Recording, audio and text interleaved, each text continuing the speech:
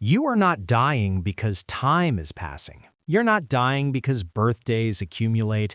You're dying because something is quietly progressing inside you, long before pain, long before symptoms, long before anyone tells you there's a problem. We've been taught to fear aging as if it were a single event, a cliff you fall off in your 70s or 80s.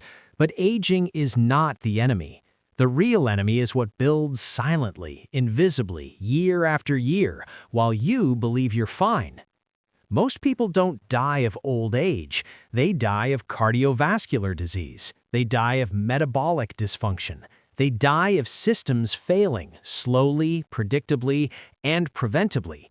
The tragedy is not that the body breaks down. The tragedy is that it gives warnings for decades, and we ignore them. Modern medicine waits for the moment something breaks, a heart attack, a stroke, a diagnosis. Then it reacts. That's not healthcare, that's damage control. By the time symptoms appear, the process has already been underway for 20, sometimes 30 years. Plaque didn't appear overnight. Insulin resistance didn't arrive suddenly. Muscle loss didn't begin when you were tired. The decline started quietly while you were busy living. This is the central lie we've accepted, that disease is inevitable, that decline is normal, that weakness is the price of time. It isn't. What's normal is adaptation. Biology responds to signals, and for most people, the signals they send every day are telling their body to become fragile.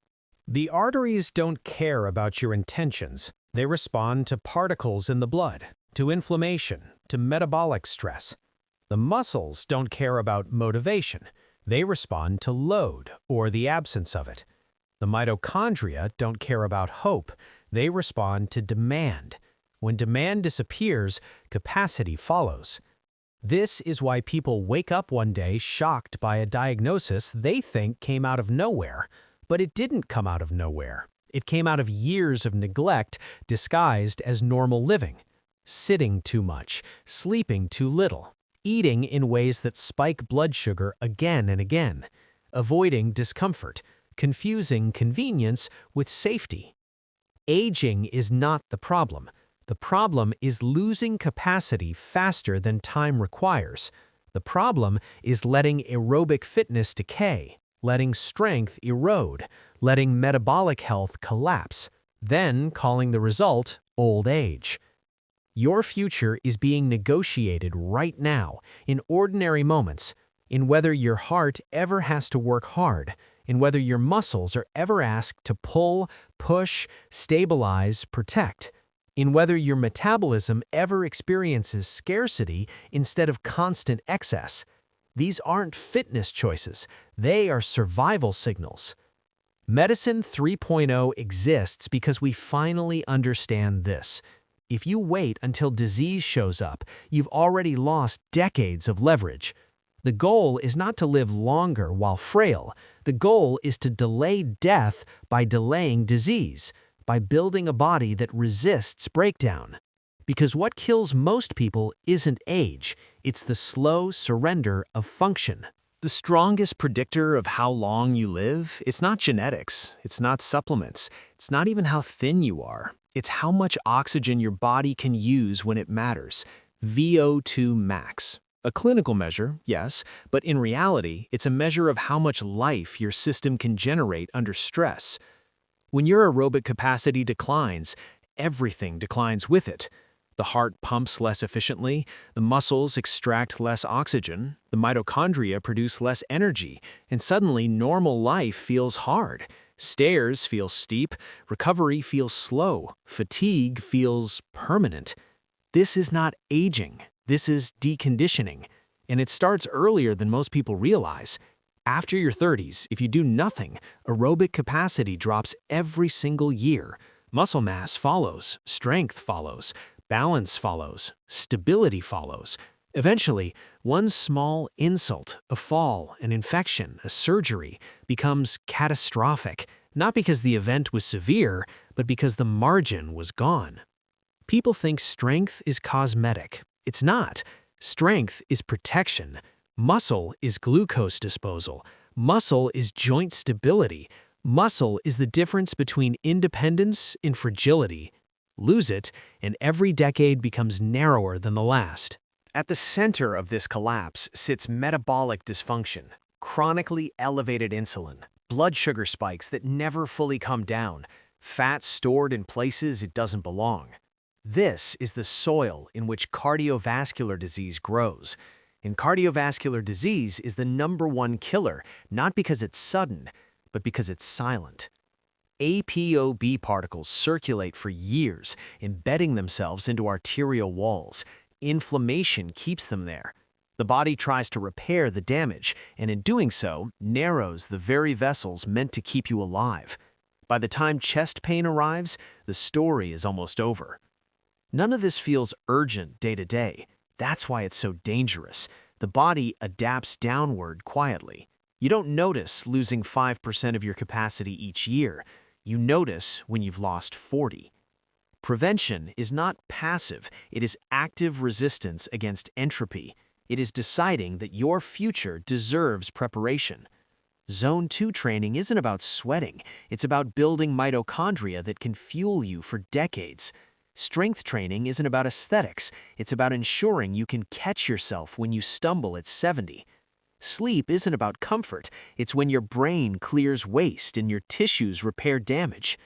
Discipline here is not punishment, it is foresight. It is choosing short-term effort to avoid long-term suffering. Every time you elevate your heart rate intentionally, every time you load your muscles, every time you respect recovery, you are voting for a future with more options. You are not training for today, you are training for the decade when medicine can no longer rescue what you failed to build. The uncomfortable truth is this: the body keeps score. Not emotionally, not morally, biologically. It adds up the signals you send and becomes what you repeatedly ask it to be. If the signal is comfort, it becomes fragile. If the signal is challenge, it becomes resilient. This is why Medicine 3.0 shifts the timeline. It asks a harder question, not how do we treat disease, but how do we prevent the conditions that make disease inevitable. It's a philosophy built on respect for biology and honesty about trade-offs. You can borrow ease from the future, but you will pay it back with interest. Longevity is not about avoiding death at all costs. It's about delaying the period of decline, compressing morbidity, living fully capable for as long as possible, then exiting quickly when the body finally reaches its limit. That is not luck, that is design. Every choice you make either widens or narrows your future. When you skip movement, you are narrowing it. When you avoid strength, you are narrowing it. When you sacrifice sleep repeatedly, you are narrowing it. These are not moral failures. They are biological negotiations, and biology always collects. The good news is that adaptation works both ways. It is never too late to send stronger signals. The heart responds. The muscles respond. Insulin sensitivity improves. Mitochondria multiply. Capacity returns faster than people expect because the body wants to survive. It wants to be useful. It wants to work. But it needs direction. You don't need perfection. You need consistency. You need to decide that your future self is worth protecting, even when no one is watching. Especially when no one is watching, because the most important work is invisible.